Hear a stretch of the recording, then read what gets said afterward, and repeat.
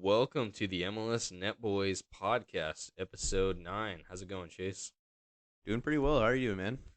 Uh, Forget about the Timbers. Forget about the Timbers right now. it's Easter Sunday. It was a good day. Got to It was. spend a lot of good time. Yeah, around the league, it was a good weekend. Timbers game, not so much. Yeah, let's just go ahead and get started with our wrap up of week 7, I believe, of MLS. And first, a little bit of Champions League. So Vancouver Whitecaps hosting LAFC. This is one of our predicted games of the week. And LAFC thrashes Vancouver 3-0 at BC Place. That was my prediction. I predicted 2-0. You let your heart take over for your mind and you said Vancouver's going to win 1-0. So, I ended up getting the point for that one. Yeah, looking good for LAFC. Dennis Bouanga, I think, probably looking at like an MVP season, like for him. This guy looks insane. And he's kind of like a weird like point in his career where you would think he's going to get like a big move, but for whatever reason I could see this guy just like sticking around in MLS. Yeah. I think LAFC is one of the few teams that can, because yeah, the allure would be to go back to Europe, maybe play for a club that's competing for Champions League or something like that. But LAFC has the brand and the money, and I think the allure to keep somebody like this in the league, which is exciting. There's some interesting stuff though I want to talk about. So Chiellini, actually, when he was signing in MLS, was rumored with Vancouver, and apparently, so after the game, this happened. Chiellini gave his shirt to Vanni Sartini, and somebody was asking him after the game why he gave the other team's coach a jersey, and he was saying, "Yeah, because this team was gonna sign me, and we had like advanced talks, and like the city's really cool, stadium's cool." But then he ended the quote, but he was like, "But they're just not a very good team, and LAFC is a good team, so I chose them." So it was kind of like a backhanded compliment, but I don't know. Jeez. I thought that was kind of interesting. That's brutal but also really funny. Could you picture, like, it would be so out of place for me to see like a such a recognizable player like Chiellini to just be anchoring the Vancouver Whitecaps? Taking over for Kendall Watson or I can never remember how that guy's last name goes. That's right, Waston. You should Waston. know better. Uh, Hated that. I moving hated that guy. moving on to the league though, big matchup here. Kind of the two titans of the East right now. Cincinnati hosting Philadelphia Union, and Cincinnati wins 1-0. Another like 1-0 win for Cincinnati. They're looking good. I believe they're top of the East, and but once again, Philadelphia, their form is not looking great right now.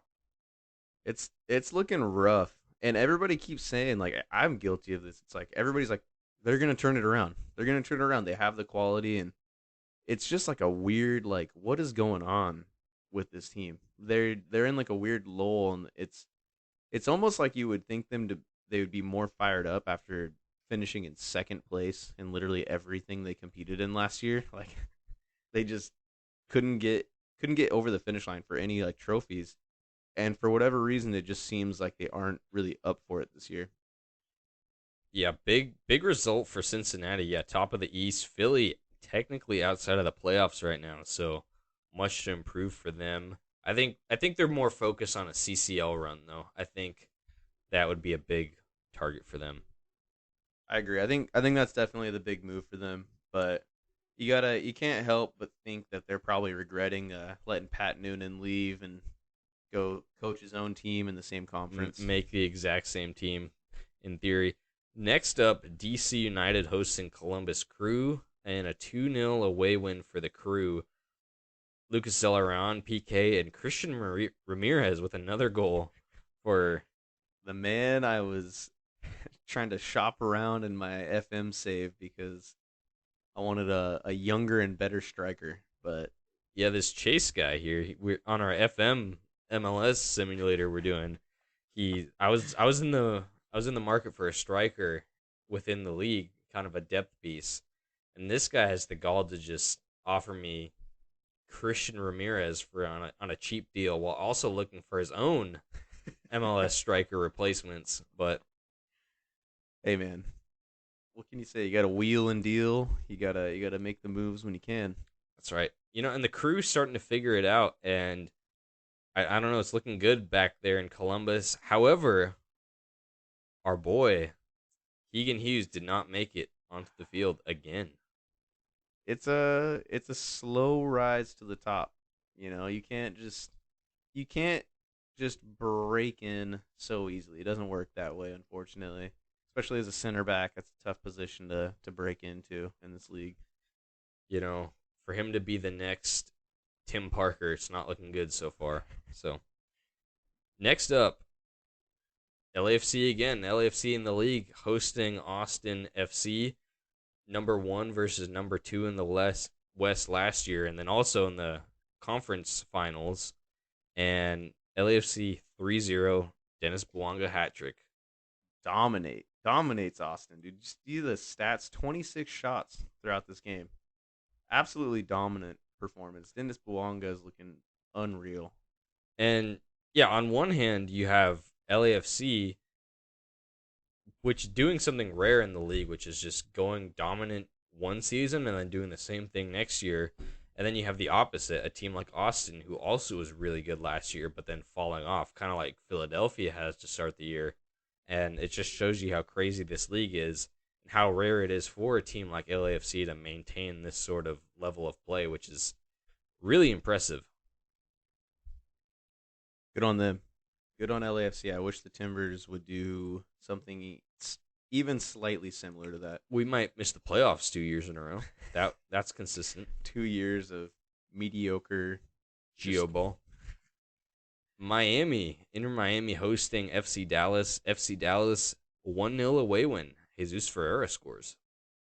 I don't know why, but for whatever reason, I just root against Miami, and they've done nothing to like really make me not be a fan of them. I think it's just the fact that like freaking Phil Neville's their coach, and it seems like they're trying to pump a ton of money into this, and I'm just not. I just don't like them that much. I don't know why. Bit of not controversy, but maybe some heads clashing in the locker room, which is what a lot of people were saying might happen with Josef Martinez. Phil Neville comes out and says straight up about Martinez, he needs to play better to the press. And he says, Didn't he do something similar to freaking Higuain last year as well? with Phil Neville, probably. I know there was some stuff, but Higuain kind of turned it around. You kind of see that with some coaches. This wasn't like aggressive, and he was just being honest, but they'll kind of call out their own players to kind of get the best out of them. I just know Josef Martinez towards the end at Atlanta, I think I think with all of the coaches except for maybe Tata Martino, he's had some sort of beef with Frank De Boer and then with Gonzalo Pineda and then I'm spacing the guy they had in between, the Argentinian coach, but there was some doubt there and maybe it's paying off. Josef hasn't had a goal yet, so for Miami. That guy's past it. Do you remember when he had his quote about like Miguel Almiron had already left and like Yosef was like given these opportunities to leave and everybody was talking to him and he was like Atlanta is my Barcelona or Real Madrid and like all this stuff and now look at him. Then he left Just in two just like years. a few years down the road, the guy just can't even buy a goal in Miami. Yeah, it kind of sucks. And I think Miami, important thing we haven't noted. So they're kind of the rock of their team, Gregor, their center midfielder, has been out because of an injury he had a couple weeks ago. And they just haven't looked the same since. And I think that's part of their downfall. But next up, New England Revolution just continuing to show out. 4-0 win over Montreal. Montreal being rough right now. 4-0 this game, 5-0 last week. But Carlos Heel with another goal. Bobby Wood scores. Veroni, their striker, gets a goal this season. It's looking good for New England. Kind of surprising. I don't know why. Like I didn't have very high expectations for them this year, and they're kind of proving that Bruce Arena knows a thing or two about managing in MLS. But poor Montreal, man. this team, like last year was their chance. Like they're not gonna find another chance like that for quite a while. I feel like. With especially with the way the league is kind of seemingly changing and how like we're maybe starting to see a super team in LAFC. Had Seattle kind of be one of the more dominant teams. It's probably going to be a while for a team like Montreal to get a chance at a trophy like that again in MLS Cup. But next up, we have the New York Red Bulls playing San Jose Earthquakes. A 1-1 draw. Christian Espinoza scores in the 80th minute with a late goal, but then Tom Barlow scores, and this just looks like a typo, but in the 90th plus 17 minutes. My So, boy Tommy B getting on the score sheet late. Yeah, I saw there was like 21 minutes of added time to this game, due to some controversy that happened earlier on. What happened in this game, Jacob? so we're not gonna really address it head on because it hasn't really come out, but pretty much the Red Bull striker Dante Vanzier, the Belgian player, who I think was his first start too, because Yeah, it was his first he start. hadn't been starting, and a lot of people were upset, but had an altercation verbally with Abobasi of San Jose, and Abobasi said there was some racial slurs. Dante Vanzier denied it. The refs delayed the game for like 20 minutes, so that's why there was a lot of stoppage time. But it's tough right now because you don't really know what happened, so don't really want to address anything before the ball gets rolled out. Freaking Dante Vanzier in his first start, man's 23, comes all the way across the world to play in the MLS. Can't get a start for the first like 9 match weeks. Just gets. I think he's had like one goal so far, and then finally gets his big break and has to go out there and just start dropping some slurs on some people. my my Allegedly. allegedly dropped some slurs on Jeremy Bobasi and his weird neck brace necklace thing he wears. Yeah, I always see him wear that, and I can't remember what it's for. It's I like a. I want to say it's like a cooling device or something that keeps like I think it helps with like breathing or something as well. yeah, and interesting. I Yeah. don't know because it, or maybe something with. I don't remember. I think it pushes on some pressure points in the neck that like helps with cramping or something weird like that. Very interesting. All right, next up, New York City FC versus Atlanta in the beating the Portland Timbers in MLS Cup derby. And 1-1 draw. Gabriel Pereira scores for New York. Giorgio Jumakis for Atlanta, and a point apiece. Red card in the 62nd minute. Good on Atlanta for pushing through and getting a goal after getting a red card. Yeah, yeah. You'd love to see a team go out and do that. But next up, this one was another one of our predicted games, and I would say the Kei Kamara derby, but he's played for like half the league, so Played for he's played for literally he's played and scored for like a third of the league. And I heard somebody talking about this, but it's kind of funny, like when players like score against old teams and they don't celebrate. Kai Kamara, if he were to do that, like would never celebrate a goal in MLS. Man's played for like so many teams. yeah. And I think I was gonna say he was on Minnesota last year, but he was on It was like Montreal, two right? years ago he's at Minnesota. And it's just crazy. This guy, he's like what 38, 39, and scores a brace to get his team the win. And I don't know. I mean, people were like upset with this signing at Chicago because they've had a poor start and things were looking great, and they signed this like 39-year-old striker who has locker room problems, but here he is just scoring a brace to let his team win. He looks good on the field. I don't know how he does it. It's crazy. Dude, good on them. That's like a guy that I wouldn't mind seeing in Portland. Like, I don't know how much longer his career is gonna last, but he's like a guy that with our striker issues, I wish we would have got him at some point. Yeah. Like, who you're like? I think Chicago brought him in with the intention of him being like the Alan Gordon of this team. Like, throw this dude on like late in the game, What and an he's gonna honor. like he's gonna like snag a goal. Dude, Alan Gordon was like elite at like if you put him in for like the last 5-10 minutes of a game, that guy will just snag like a weird header goal out of Did nowhere. Alan Gordon just dunk his head in a jug of water before every time he got subbed Dude, in? his hair was always drenching wet. I don't know if it was sweat or what, but he'd always like do that thing where he pushes his hair back. Man was running laps around the field the whole game, dude, just working up a sweat. So when he would went in, it just looked like he was already playing. One of the first times, this is years ago, but for the U.S. men's national team, when I knew Jurgen Klinsmann needed to go, 2015 Gold Cup, where we finished fourth place. So we were in the semifinal game, and we're losing to Jamaica at home 2-1. Jurgen Klinsmann, we need to buy a goal. He subs in Alan Gordon for the national team. And Dude, that's his calling card. that's That's how when you sub in Alan Gordon. that's how desperate we were as a nation. And I liked Alan Gordon. He actually former Timbers player in I think the USL. So, You like but him because of that one picture of him oh, that you'll never have burned that's such out a of your cursed brain. photo. I don't ever want to see that again. Chase always just like whenever we're hanging out, he'll just like turn the phone and just show me that picture, or just send it in our group chat. But Just a golden locker room picture of Alan Gordon after a win. but we went a little off topic there. But what a win for Chicago though, because Minnesota was undefeated on the season, and they just beat St. Louis too. Poor Chicago can't buy any minutes on any like MLS coverage, dude. Like we start talking about them for a second and how they got a win, and we just start appreciating Alan Gordon instead.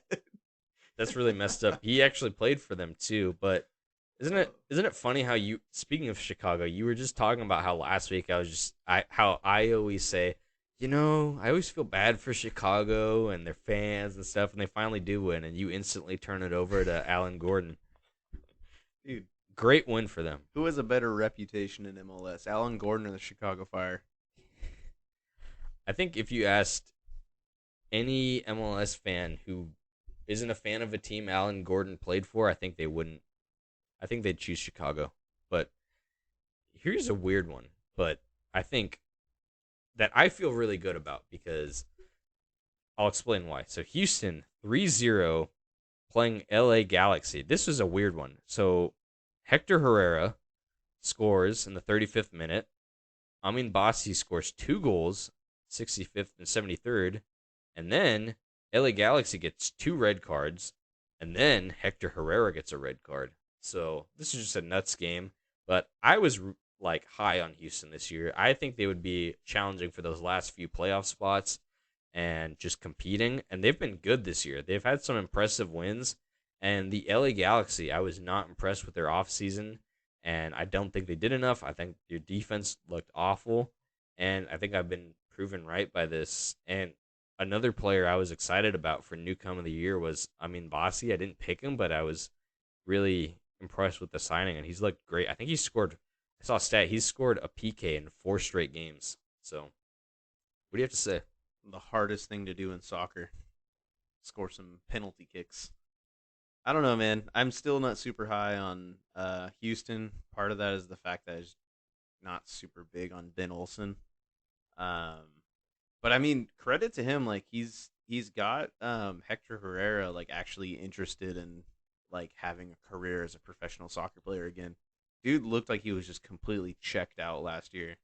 Like not a care in the world. And that's why I was just so confident in saying that he was just gonna be absolute crap this year, and now all of a sudden he's like cares.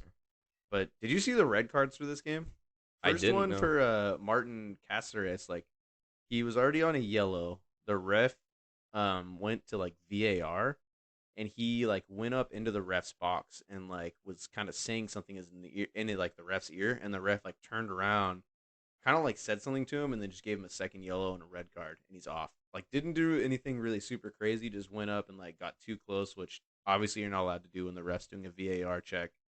Second red card, Douglas Costa in the 96th minute of the game goes to like ball kind of goes out for like a throw in. It's like him and I don't remember who it was, some Houston player. They're like side by side and ball's going out, and he just like grabs the guy around the neck and the shoulders and just completely just like throws him on the ground. It's like one of the most like violent, like just blatant red cards I've ever seen. Like Douglas Costa obviously has just completely lost the plot. Like What a man, poor signing that's turned out to be. I believe is he still a DP for them? I think so. Man, dude, man went from like just doing little flip flap elasticos in the Bundesliga to just couldn't buy a goal in MLS. Can't do anything.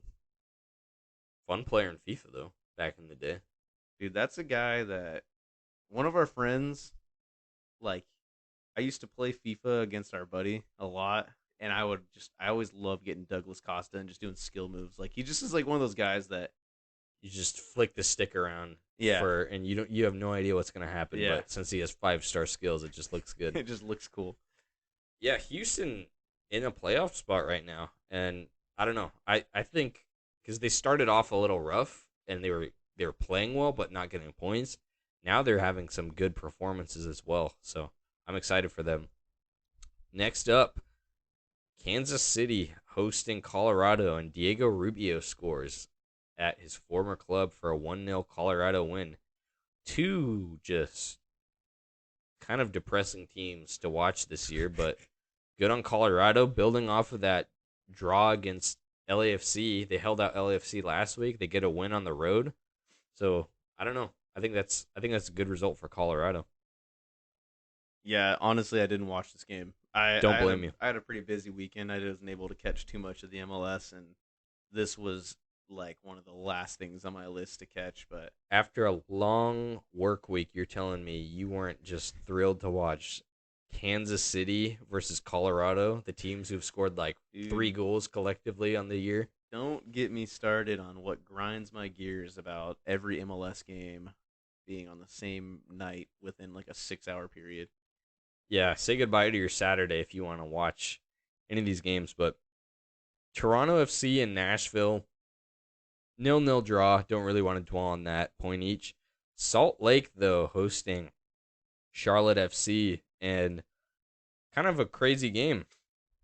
So this was another one of our predicted games, and 3-1 win for Salt Lake over Charlotte. Karol Swiderski scores in the 27th minute with a nice strike outside the box, left foot. And then in a 6-minute span, Salt Lake scores 3 goals. One of them was really nice. It was Pablo Ruiz just has a nice shot from like outside the box, hits the underside of the bar. Then Anderson Julio scores, and then Jefferson Savarino scores. Just completely turned the game around. And big 3 points for Salt Lake because they had back to back 4-0 losses. And I think that's maybe a shift in the momentum for them, hopefully. Yeah, I didn't. I kind of tuned in for this game for a little bit, and I saw that Charlotte was up. And I just from like the way the game was flowing, I was like, okay, like not gonna be too much that's gonna happen in this game. I think Charlotte will probably hold on to this and just kind of snuff this game out. Come to find out, Real Salt Lake just freaking had like an energy drink for like a 6 minute period of the game and just popped off. But good on them. Their fans deserve that. I agree. Next up, Seattle dominant 3-0 win over St. Louis. All 3 goals in the second half. Josh Atencia scores. Nice strike outside the box, but I think we were kind of all waiting for a game like this to happen for St. Louis. They've been so good, but they lose last week. Okay, 1-0. But now they finally just have a crushing loss at Seattle. And the article here on MLS.com says Seattle Sounders humble St. Louis, and I think that's well said. You know what I like about this game? As much as it's like kind of a toss up right now. I really don't like St. Louis for whatever reason. So I don't like either of these teams, but I really like that Seattle like stuck to their style of play because they've been so effective in the past with like playing like really fast paced counterattacking, like skillful, like kind of fluid, like sit back, soak up pressure, and just like go at teams and be really killer. But this season they've really just dominated the ball and been really, really deadly with it, and they stuck to that and they just dominated St. Louis. Six, Without 61% possession in this game. Yeah, really impressive. Without João Paulo too, he was out this game too. So I know last year when they lost him, that's when their season kind of started to get rough. And but just if they can win, especially without like arguably their best player, that's really scary for the rest of the league. Moving on, last matchup of the week, Cascadia Cup. Vancouver wins 1-0 at Portland. This is just a for it's tough because I don't want to just discredit Vancouver being completely dominant and just say Portland sucked, but man, Portland couldn't even pass out of their half to save their life, and it was just an onslaught of chances for Vancouver. If it wasn't for Ivicic just being a solid goalkeeper, one of the best in the league, this would have been just a blowout win. Yeah, it was. I was at like a family party, and I had this game up on my phone. Um, Dude, I hardly even watched it because every time I would like spend like a little bit of time like watching it, there was like so much going on, and I would be like, all right, I'm gonna focus on the game. I want to see what's going on here, and I would start watching it, and I would just be like, what the heck am I watching? Like at one point, I think like probably 3 quarters of the game had gone by, and Vancouver had like 65% possession to the Timbers like 35%, which is just so horrible, dude. It was such a terrible game to watch as a Timbers fan. I don't understand like our selection for our lineup. Our formation just looks like just complete crap right now. It's just so disjointed. Like they can't even. It would be one thing if we're losing these games and we're like having some sort of chances, or the defense at least is solid, or there's some bright spot. But there's literally no bright spot I can think of other than Ivicic being like a good goalkeeper. The fact that he's having to just, and even the goal was like three chances right in a row. Ivicic just making saves, and then they crossing the ball past like three of our defenders. Brian White's there for a tap in. It's like a I don't know. I know you're a big like Geo guy, but at what point like is it going to be like a Geo out kind of thing, dude? Cuz it's gotten to the point now where like as a coach, if you're going through a rough patch, it's acceptable to me at least it's acceptable when you stick to like your ideology. And Gio's like stuck to his like firm like defense first ideology despite never getting a solid defender during his whole period there. But he hasn't like stuck to a formation for a while. Like it seems like our formation changes every single week. Yeah, I'm a big Geo guy, and he's had some really impressive moments. But I was reading some of the Reddit threads and just fan reactions, and a lot of people are kind of, myself included, coming to realize he's like such a likable guy, like for your club. Like he's so bought in and passionate, and like you really like him. But maybe for his successful years, were we getting bailed out by just Blanco and Valeri just being like amazing at what they do and just bailing them out in big moments? Because even in our cup runs, I feel like we usually aren't the dominant team. It's No. just like individual moments that just get us through. Like You know what? You're probably just about to say this, but one moment like sums that up perfectly is that Blanco goal in KC. That was just like a banger from like 35 yards out. That like everybody on the field like had their hands up, like nobody could believe it, but like that like sums up Gio's time at Portland to me. Like I've never seen a game where it's like wow, like our system dominated that team. Like the way we were set up is why we won that game. the only two times I can think of, and it's like coincidentally versus the same team, and I think he just like turns it up for these big games for some Against reason. Seattle, It was against Seattle at home last year, where the we lost 6-2. no 2 years ago that was, but yeah, feel bad for anybody who went to that game, but any Portland fans. But no, it was at home last year, so yeah, Portland versus Seattle. It's been this weird thing where the away team gets the win. So like when Seattle plays in Portland, they've been winning, and vice versa. And so Portland actually beat Seattle at home, which is kind of surprising because the way it's been really lopsided in that sense. And he just set up Portland so well where it was like watching Vancouver today. Seattle just couldn't pass out of their half even. It was just like completely dominant from Portland, and he managed the game so well. And then in Seattle last year when they won 3-0, he just was like really committed to just that counterattack, and it just worked to T. They won 3-0 in Seattle. But now, I don't know. I'm kind of torn between this is just isn't working, and then also like look at the hand he's been dealt with like the injuries and stuff. But we're starting to see some players back, and it's still not looking better. I was feeling more optimistic about after since those two draws, but I don't know. Yeah, I don't. I'm personally not a fan. Like I really love Gio, but I'm not a fan of his coaching style. And one of the main things for me is like when you set your team up to be like a defense first, like counterattacking style, you're setting your like every single game of the season to hinge completely on the first goal of the game. Like that's why Nashville is so like hit or miss, or like other teams like that, because if you score on them first, they don't know what to do when you just let them have the ball. Like that's what happens to the Timbers. Like if we get scored on first and then we're just kind of given the ball, like we can't really create good chances until it's the last like 2 minutes of the game and we're just throwing people forward and we've like completely disregarded any sort of shape. So that's like the only real like pretty severe issue, but that's like one of the main issues I have with Geo is like we really hinge on like if we get the first goal of a game, we'll be somewhat solid and we'll like squeak out a win, but like that's kind of it. If we get scored on first, we're struggling to try and buy our way back into the game. See, I'm really confused with, and I don't know how much I know he has a say, but I don't know how much.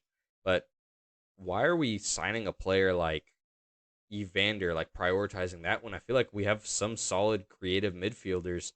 We have Williamson who plays somewhat similarly, and he's shown he can be effective. We've had strikers like Felipe Mora and Niasgoda who this season obviously it hasn't worked, but they've proven they can score in the league, and yet our defense is abysmal. Why haven't we signed like a lockdown center back as a DP like how we had with Ridgewell? I'm looking at our goals scored last season, and we scored 53 goals last season, which is better than all but three teams in the West last year. LAFC, who had that historic season, Austin, and then the LA Galaxy. And we scored enough goals last year to like win plenty of games. It's just the defense was just way lacking. Our goals against is on the flip side. It's higher than anybody except for four teams. So they've been scoring enough, not this season, but why? I don't know. It's like you said, if when we concede that first goal, it just throws everything out of the house for us because it's just not able to. The style just doesn't really compute with what we have. Yeah, it doesn't make sense. Like I don't know how much of the back room like Geo has control over and like the signings and everything, but when you have a guy that's been at the club for so long, everybody knows, like even like the most like basic fans who aren't super into it, like they know the style of play. Like somebody can go to a game and say like, "Oh, this guy like wants to defend and hit on the counter." Yet like our big center back signings that we get are freaking Larice Mabiala and Dario Zuparic. Zuparic, good quality center back. Mabiala shouldn't be on the team. Dude, just clear like locker room presence only. Zach McGraw, good depth piece, I think, who could be something good in the future. But like even then, like and then we go and like get rid of like probably our best defender and Bill Tulioma. So just it's just a big miss from the Timbers, dude. Like I don't really understand our team structure. I don't understand how we're building the team. But I don't know. We should probably move on before we just rant about the Timbers too much. We're starting to sound like Arsenal fan TV, but for the Timbers. Yeah, I no, you're right. I don't have anything else. I do have a lot else to say, but I won't say anything else. It's kind of funny I said that because what we're diving into now, we're going to be talking about something called the MLS Iceberg. What is the MLS Iceberg, Jacob? Anybody big on Reddit will know similar things. I'm a big Reddit guy for the league itself and for other topics like I don't know, any shows I watch or just trying to get information. It's pretty interesting stuff you can find on Reddit. However, the MLS Lower Iceberg was a post that was released, and it's like those weird pictures you just see on the internet where it's like shows you like the tip of an iceberg that's visible, and then that's like what people see of like an iceberg, and it's like what 3% of the iceberg, and it shows like underwater way how it's like 97% of what's actually there is like not visible. The MLS iceberg is just these weird conky moments in the league that just happens in MLS but never really happens in other places, and they're just like weird classic moments of the league. This is like what me and Jacob live on. Like if this is a weird way to say it, but if Jacob and I were like cars and you had to like fill us up so we could keep going, it would be with like MLS Iceberg moments. Like this is what gets me through my week, just thinking of like weird, obscure moments in MLS that like most people wouldn't know or wouldn't remember. Like one for example that I think would kind of be more towards the tip of like the visible side of MLS is like the Timbers like double post like penalty shot or just like weird moments like that like true like really good like MLS fans will never forget. Yeah, that's a perfect example. This is actually on the one. A few different people have posted this, but this is on the one I have on the front of the league. Yeah, because a lot of people saw that when it happened. Another one for so that's a good moment for the league. I think this is a bad. This is a memeable moment, and this is like a lot of what the lower part of this iceberg discusses. The fight and win chant in all caps. Anybody who doesn't know what I'm talking about, just Google fight and win Seattle Fam. And it's this is like 10 or so years ago when the league was a little bit less kind of prestigious as it is now. I wouldn't even call it a super prestigious league, but there's this Seattle super fan who's like leading his boys in the ultra section, and he's just hollering in his megaphone in the shirt that's too tight for him. Aw. Not because he's like out of shape or anything, but Yeah. just when you wear a shirt that's too tight and it's just uncomfortable.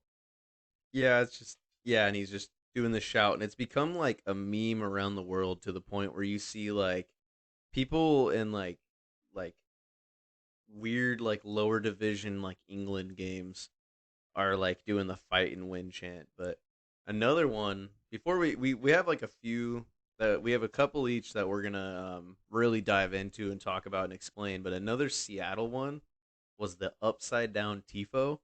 Do you remember that? Like they raised the tifo and it was upside down.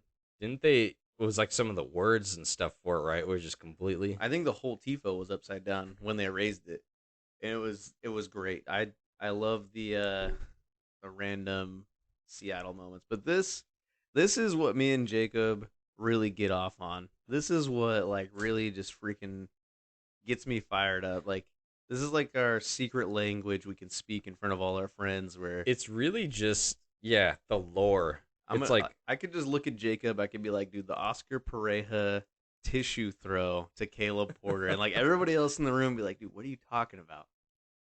and this is the thing, like our friend group that we game with and play soccer with and go to soccer games with, you know, invested in Portland and somewhat invested in the league, but a lot of them more European or like our one friend, he's a really good Celtic fan and he watches Man United. Our other friend's a really big Premier League guy, so he doesn't really know these niche MLS things. Yeah, like you're talking about the Oscar Pareja tissue moment. You want to explain that one? So this was a game. I don't even remember what year it was. It was during Caleb Porter's tenure in 2013, I believe. yeah, it was during Caleb Porter's time in Portland. I was actually at this game. But it was against You were Orlando. at the legendary Oscar Pereira I tissue was game. at this game and I saw it happen because I kind of had a habit of doing this beforehand, but I love to stick around after the game because I loved whenever like some beef would happen. Like I love like when players would get fired up, people would like get in each other's faces, and I would always watch the coaches because they're always like pretty civil and it's like a really quick handshake. But I would always watch them after the game, hoping that something would happen. And this is one of the times where it did. So Timbers win that game. Don't remember the scoreline. But there was some controversy earlier in that game, and Oscar Pareja was pretty fired up. So when they go to shake hands, Caleb Porter, first time in his career, but not the last time in his career, gets I was gonna bring that second one up right after. So gets gets told he's not going to get a handshake. He goes up, hand out, ready to shake Oscar Pereira's hand. And Oscar Pereira has a tissue that at the time I thought was a dirty tissue, and he goes and like throws it at Caleb Porter, kind of, and like throws his hand up and like walks away from him and didn't shake his hand. And they exchanged a few words. Caleb Porter had his scarf tightly tucked around his neck. But yeah, an iconic MLS Iceberg moment. So how I always interpreted that when watching that, like as a middle schooler or high schooler, or whatever year that was that Oscar Pereira didn't like some call or something like that, or maybe Caleb Porter didn't like a call that, and then Caleb Porter was like complaining to the ref, and I saw like Oscar Pereira pretty much saying like, "You're a baby, like here's a tissue because you're crying like over this call." Either way, yeah, handing somebody a tissue or throwing it at them, kind of a weird moment, but this is still on Caleb Porter meeting with a coach at Providence Park, because next up, Caleb Porter. I like how we said we're not going to first of all talk about like Timbers moments, but We're still just talking about the. This second one isn't really Timbers, but this was when Portland hosted the MLS All Star game yeah, against Bayern Munich. yeah, Bayern Munich came to town. I was at this game. I believe I you was were at the game too. as well. Actually, I had that was only time I've ever had front row seats in my life. I was front row on the halfway line for that game. It was One insane. of the probably cooler games you could have front row tickets to, because yeah, this is right after Germany won the World Cup 2014. Bayern Munich was stacked with all those German players, and there was the MLS All Star friendly, and MLS All Stars had some big names. We had Thierry Henry, Tim Cahill, Clint Dempsey, Michael Bradley, Landon Donovan, DeAndre Yedlin, like a lot of famous players kind of around American soccer. And then on Bayern, you had Robin, Ribery, Schweinsteiger, um, Manuel Neuer, Lewandowski, and it was just a really exciting game. One of the best All Star games in league history, and it was a really like intense game actually for a friendly. And there were some hard challenges, and You know who miss did those hard challenges? one was Ozzy Alonso, right? Yes, I hated that guy. I got a side note. Me and a couple friends went because you like during the All Star week they do like events in the city. We went to a meet and greet, and it was Seattle. Or it was Ozzy Alonso, which I don't know why they would make a Seattle legend player who hated Portland do a meet and greet in In Portland. Portland, But we got a selfie with him, and he just looked pissed off the entire time. I also got a picture with Alexi Lawless at this game, so I was, just two American soccer villains. hey, Alexi's a hero in my book, man. He's But got some terrible takes, he dude. does. But anyway, yeah, Pep wasn't happy because there were some rough challenges, but Caleb Porter goes to shake his hand after the game, and MLS All Stars win 2-1, and Caleb Porter's kind of just walking around, and Pep is nowhere to be found. He just like kind of at first like kind of finger waves him and like points like a no, and then just like refuses to go and acknowledge Caleb Porter and the staff. And as I was reading about this, an extra layer to this is Caleb Porter is like a huge Pep fan. He like really likes his style of play, and he just tried to emulate that within his philosophy for coaching. DeAndre Yedlin said too when he was talking about this on a podcast, said like when Porter was coach at the college at Akron, like they called him Pep Porter or something like that because he just like loved to like bring up Pep Guardiola. So poor Caleb Porter's idol, just like he finally gets to coach against him, and Pep just totally ghosts him. Never meet your heroes, kids. That's right. Let's get one more each. How about that? All right. I have a moment that I was recently reminded of, but this was the Portland Timbers penalty kick against DC United um, back in like Portland's kind of first couple seasons. This was 11 years ago. Um, Go ahead. May I interject? I Yeah. think all of our all of our iceberg lores have somewhat included Portland in some capacity so far. Yeah. Yeah, they have, but this is just a really good like weird moment that kind of like I think emulates what the iceberg is about. Like this is just a moment that I don't think many people would remember unless you're just like a random MLS sicko. But this was Portland and DC are playing in Portland. DC's up 1-0.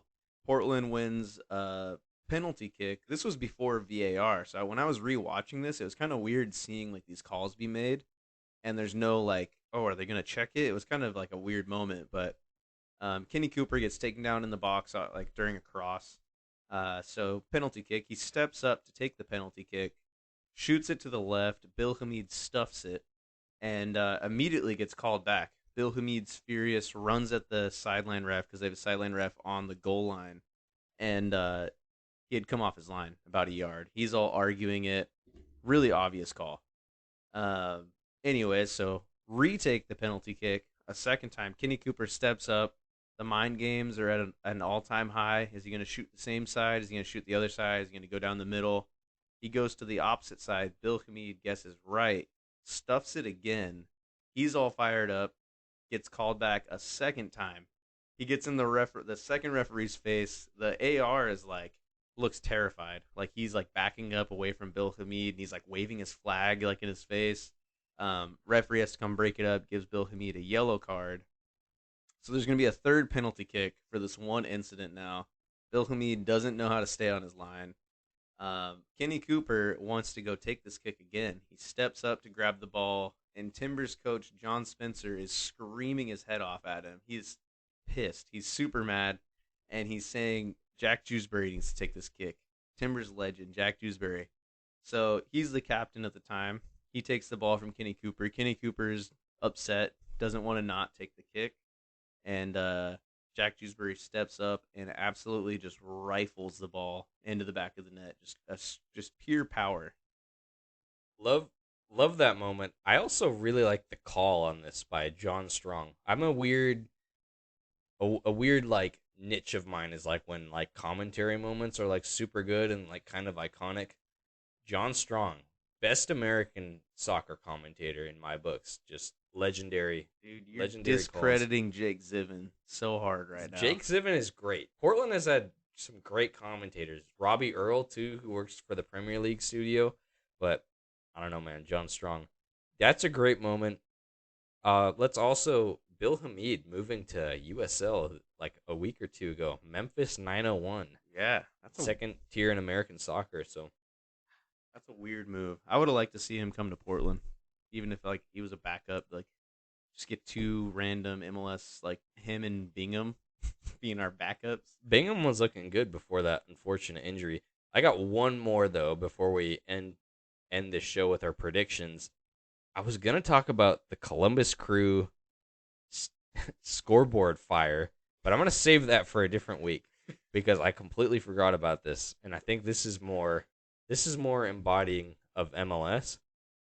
The I think it was the first year they did the Hudson River Derby. So New York Red Bulls versus NYCFC, 2015 when NYCFC first joined the league. So the first, I don't know if you remember those first couple of years of that rivalry was really intense. Like packed stadiums, they really hated each other.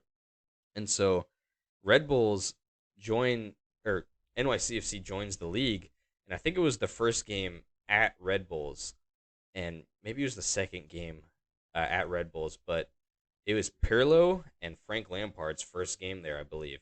And New York Red Bulls had a tifo that was just Andrea Pirlo and Frank Lampard, like looking super old, and they're like walking on like those old person walkers that Oh, you I give remember people. that. Yeah. I remember seeing that tifo bunch, and so Red Bulls had that tifo, and this was the year Jesse Marsh coached them to the Supporter Shield. They were like a super good club, and there's this moment. So this is two part. So one that tifo there happening, just depicting Lampard and Pirlo as just old men.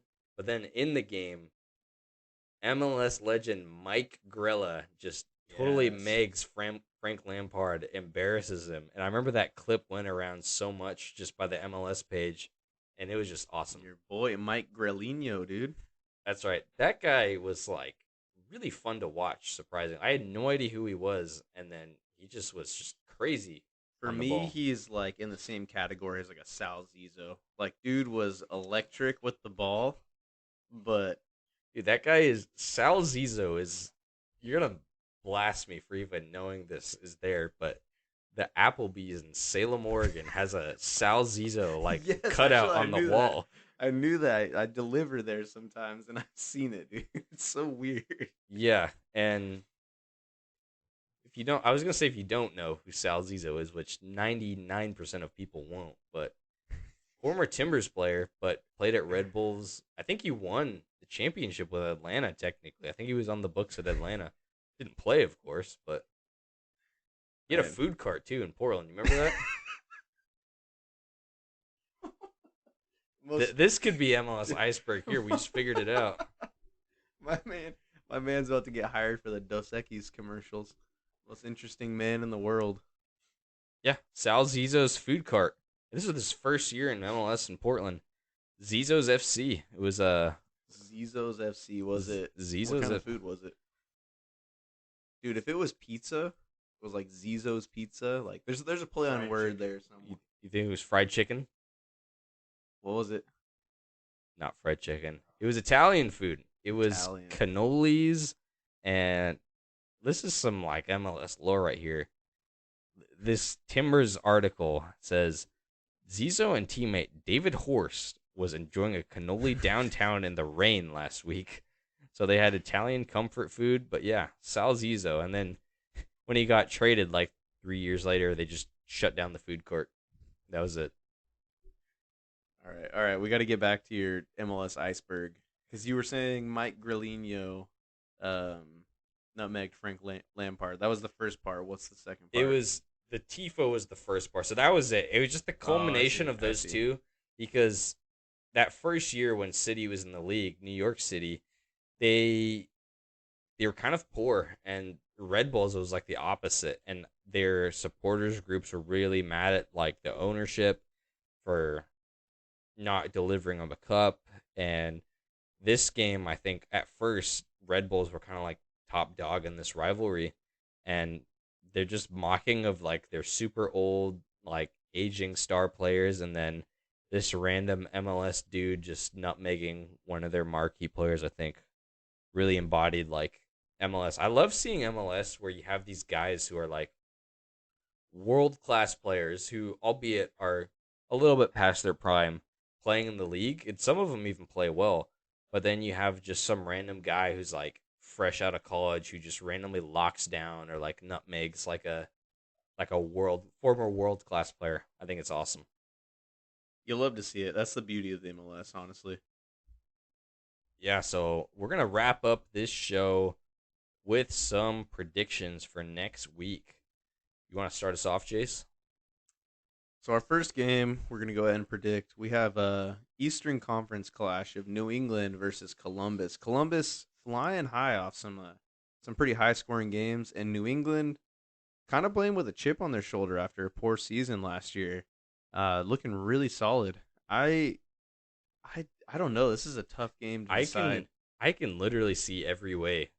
I can see a draw. I can see either team winning. This is a tough one. You know what pushes me over the edge is Columbus is at home and they have so much momentum, and I think their fan base is really going to show out for this game. I think Columbus is going to win this one 3-1.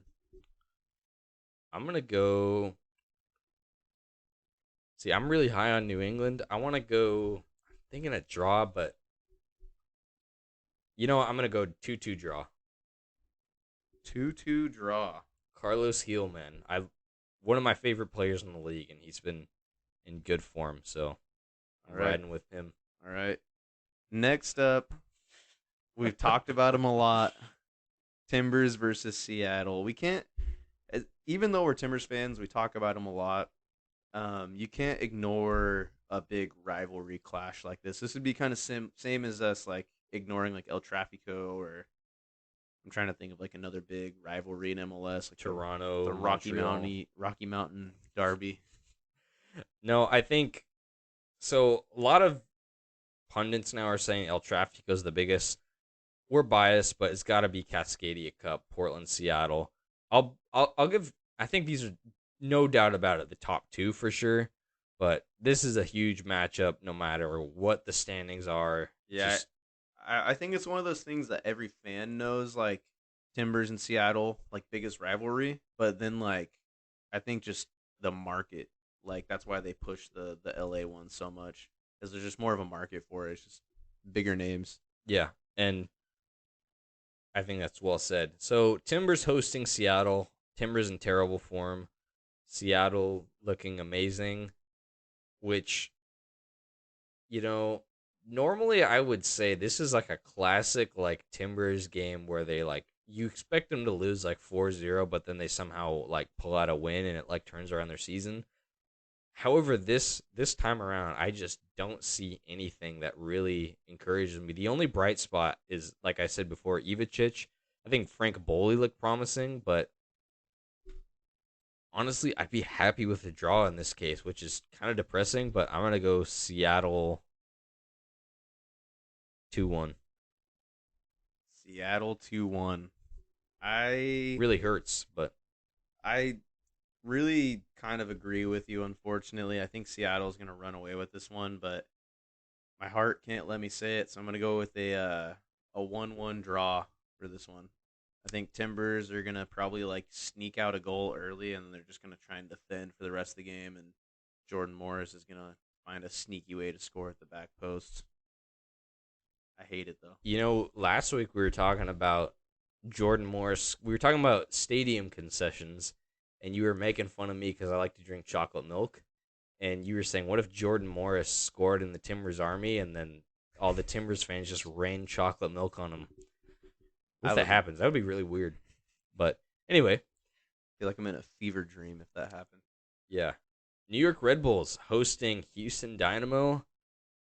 I'm going big on Houston. Those are my boys. I'm going 3-1 Houston.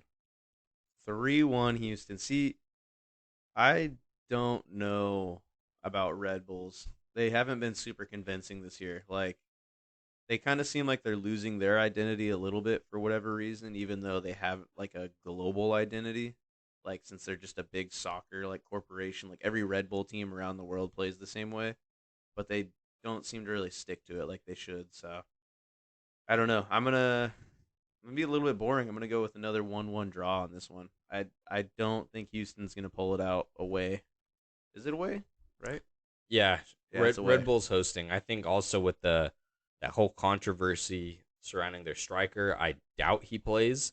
We saw a similar situation with Taxi Fountas last year, and he like didn't play. I think it was at the end of the season, so I think they sat him out for either the rest of the year or for a few weeks, roughly. But either way, I'm picking Houston. I think they look strong.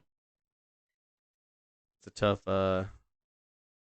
go of it for this upcoming predictions. It's kind of tough picking like after the that Columbus New England match. There wasn't a ton of games that super excited me. Like Timbers game usually would, but I'm just not looking forward to it. Yeah, that's the thing. Especially for Seattle. You're always pumped. We're always pumped for Seattle to play, but we've just looked so bad. They've looked so good. But anyway, yeah, like we said, we also too try to give some love to these teams out there that normally wouldn't be on here. We're just not going to talk about the same teams every week. But I think that wraps it up for us. Yeah, that's all we got today. A little bit of a shorter episode, but I had some fun diving into that MLS Iceberg. This is something I would like to dive into a little bit more in the future because this is my happy place. Love it. So, yeah, that's going to wrap it up. Email us, please, if you have any questions, any topics you'd like us to cover, any hate mail, even. I think I would be kind of intrigued to read some of that. MLS Net Boys, It's just gonna be our friends who just airing out everything they feel when we play pro clubs. probably. MLS Net Boys at gmail.com. This has been Jacob and Chase. Thank you guys for listening.